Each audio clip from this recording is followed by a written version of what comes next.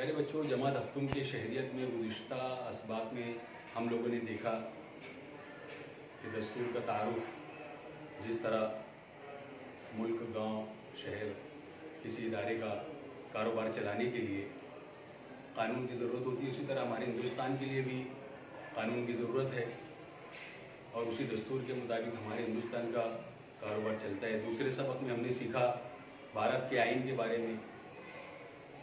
जिस तरीके से हम स्कूलों में पढ़ते हैं, हम भारत के आवाम मताना तो संजीदगी से अज़्म करते हैं। ये पूरा जो भारत का आइन है, इसकी मालूमात हमने हासिल की। मुक़्तदर, समाजवादी, गैर मजहबी, इसकी मुकम्मल मालूमात हासिल कर लेने के बाद प्यारे बच्चों, हम बढ़ते हैं अगले सबक की तरफ। सबक नंबर 3, दस्तूर की खुसूसियात।